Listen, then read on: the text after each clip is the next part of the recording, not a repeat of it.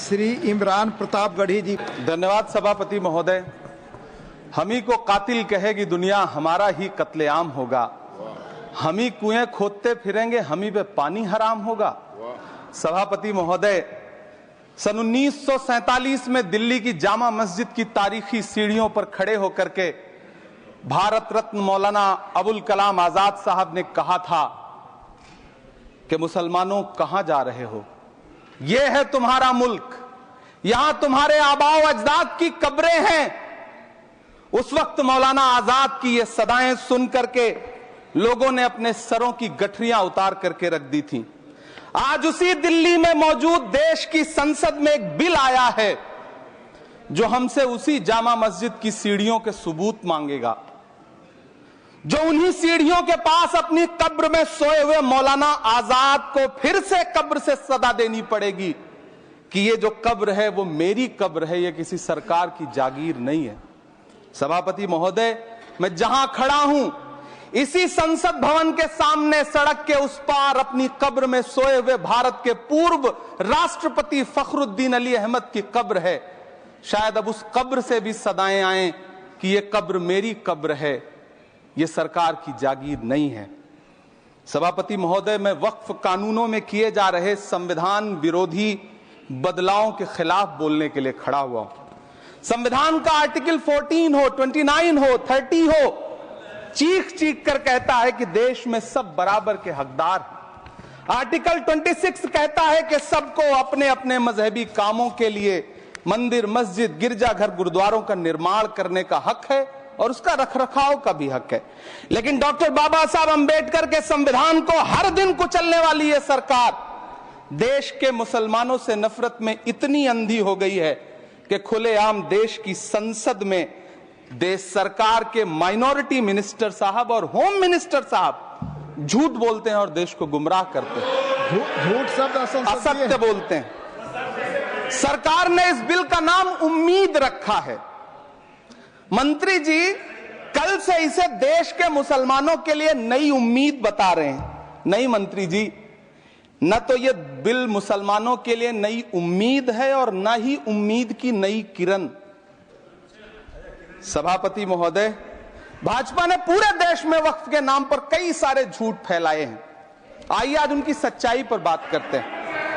वक्फ tribunal को ऐसे बताया जाता है जैसे वक्फ ट्रिब्यूनल कोई मजहबी खाप पंचायत हो। सभापति महोदय, जबकि सच्चाई यह है कि वक्फ ट्रिब्यूनल भी तो सरकारी न्यायिक विभाग है जिसमें सरकार द्वारा नियुक्त जज होते हैं, जिसमें प्रशासनिक अधिकारी होते हैं, कहीं ऊपर से थोड़ी आ गए। सभापति महोदय, देश के गृह मंत्री जी ने इसी सदन में कहा कि वक्फ ट्रिब्यूनल के फैसले के खिलाफ कोई कोर्ट नहीं जा सकता, जबकि सच यह है कि वक्फ एक्ट 1995 की धारा 83(9) के तहत हाई कोर्ट वक्फ ट्रिब्यूनल के फैसले की न सिर्फ समीक्षा कर सकता है बल्कि उसे बदल भी सकता है। सच तो यह है कि वक्फ बोर्ड खुद अपनी जमीनों के लिए कई सारी कोर्ट में मुकदमे लड़ रहा है। सभापति महोदय, दिल्ली की जिन 123 संपत्तियों को लेकर कल माइनॉरिटी मिनिस्टर, होम मिनिस्टर साहब और अभी आदरणीय नेता सदन बात कर रहे थे, आइए उनकी सच्चाइयों पे भी बात करते हैं। 1911 में जब अंग्रेजी हुकूमत ने कोलकाता के बजाय दिल्ली को राजधानी बनाने का फैसला किया तो रायसीना हिल्स के चारों तरफ जो मुसलमानों की ढेर सारी जमीनें थी उनको एक्वायर किया गया और लुटियन को इसकी तामीर की जिम्मेदारी सौंपी गई। सेंट्रल विस्टा की तरह लुटियन जोन का मेगा प्लान तैयार हुआ, लेकिन उस वक्त के मुसलमानों ने उस वक्त की अंग्रेजी हुकूमत से अपनी इबादत गाहों को बचाने के लिए लड़ाई लड़ी। मामला ब्रिटिश गवर्नमेंट तक पहुंचा। तब यह तय हुआ कि वो जो धार्मिक स्थल हैं उन्हें जस का तस रहने दिया जाएगा। इंडिया गेट के बगल वाली मस्जिद हो, जाप्तागंज, सुनहरी बाग मस्जिद हो, पार्लियामेंट रोड वाली मस्जिद हो, ऐसी 123 संपत्तियों के मैनेजमेंट के लिए 1913 में मुसलमान वक्फ वैलिडेशन एक्ट बना और उसके बाद एक नया शहर बसाया गया जिसे लुटियंस जोन का नाम दिया गया। फिर 1943-45 के बीच एक और समझौता हुआ आजादी से पहले उसके तहत काफी सारी वक्फ जायदादों को सुन्नी मजलिस औकाफ बनाकर उसके अंडर किया गया ताकि उसकी देखरेख की जा सके। गृह मंत्री जी 2 दिन से सदन में जो बात कह रहे हैं वो दरअसल 123 संपत्तियां उसी सुन्नी मजलिस औकाफ के तहत आती है। सभापति महोदय, आजाद भारत आजाद हुआ। आजादी के बाद भारत में 1954 में वक्फ एक्ट लागू हुआ, जिसकी धारा 9 के तहत 1964 में केंद्रीय वक्फ काउंसिल का गठन हुआ। दिल्ली की वही 123 प्रॉपर्टीज को 1970 में सर्वे गजट करके गजट नोटिफाई किया गया। इसके निपटारे के लिए पूर्व प्रधानमंत्री इंदिरा जी के द्वारा 1974 में एक बर्नी कमेटी बनाई गई। बर्नी कमेटी ने 1976 में इन 123 संपत्तियों को दिल्ली वक्फ बोर्ड की संपत्ति होने की रिपोर्ट सौंपी। उस रिपोर्ट के आधार पर 1984 में कांग्रेस सरकार ने उन 123 प्रॉपर्टीज को दिल्ली वक्फ बोर्ड को सौंपने का फैसला किया, जिसके खिलाफ विश्व हिंदू परिषद कोर्ट गई। मामला 2011 तक पेंडिंग रहा। फिर 2011 में कोर्ट ने सरकार को आदेशित किया कि इसका निपटारा करो। तब 2013 में तत्कालीन यूपीए सरकार ने दिल्ली की उन्हीं 123 जायदादों को बर्नी कमेटी की सिफारिशों के मुताबिक वक्फ बोर्ड के हवाले किया। यही वो प्रॉपर्टीज हैं जिनके नाम से गृह मंत्री जी कल से कांग्रेस को कोस रहे हैं। फिर आई 2014 में भाजपा की सरकार, जो तब से इन जमीनों को हड़पने की साजिश कर रही है। जिस बिल को मुसलमानों के हुकूक की हिफाजत करने वाला बिल बताया जा रहा है, उसी को पेश करने के लिए और उस पर बात करने के लिए लोकसभा में भाजपा सरकार के पास एक भी मुस्लिम सांसद नहीं है। जिस वक्त, मैं लोकसभा कह रहा हूं, सुना करिए, जिस वक्फ बिल को मुस्लिम महिलाओं को हक दिलाने वाला बताया जा रहा है, उसे संसद में पेश करने वाली पार्टी के पास न तो राज्यसभा में, न लोकसभा में, न देश की किसी विधानसभा में एक भी मुस्लिम महिला सदस्य नहीं। कल किरण रिजिजू जी कह रहे थे कि रेलवे की जमीनें देश की जमीनें हैं, डिफेंस की जमीनें देश की जमीनें हैं। हां मंत्री जी, हैं, बिल्कुल हैं। ये जो वक्फ की जमीनें हैं, ये हमारे पुरखों ने धार्मिक कामों के लिए डोनेट किया है। तो हम भी तो इसी देश के नागरिक हैं, हम भी तो इसी देश के बेटे हैं। तो वक्फ की जमीनें भी तो इसी देश की जमीनें हैं, उनको पराया क्यों बोलते हैं आप? सभापति महोदय, अशफाकुल्लाह खान जब फैजाबाद की जेल में फांसी के फंदे पर झूल रहे थे, तो इसी देश की जमीन के लिए झूल रहे थे ना।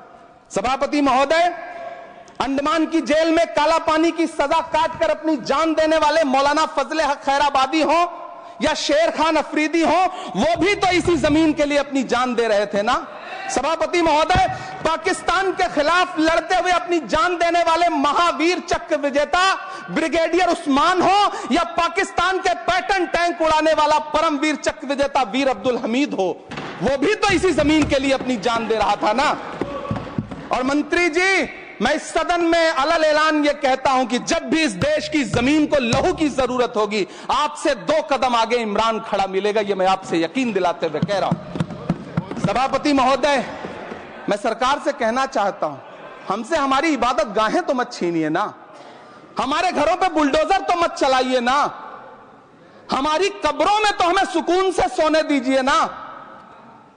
सभापति महोदय, माइनॉरिटी मिनिस्ट्री का बजट कट करके मुस्लिम बच्चों की स्कॉलरशिप बंद करके अब सरकार कह रही है कि हम वक्फ की आमदनी से गरीब मुसलमानों का भला करेंगे।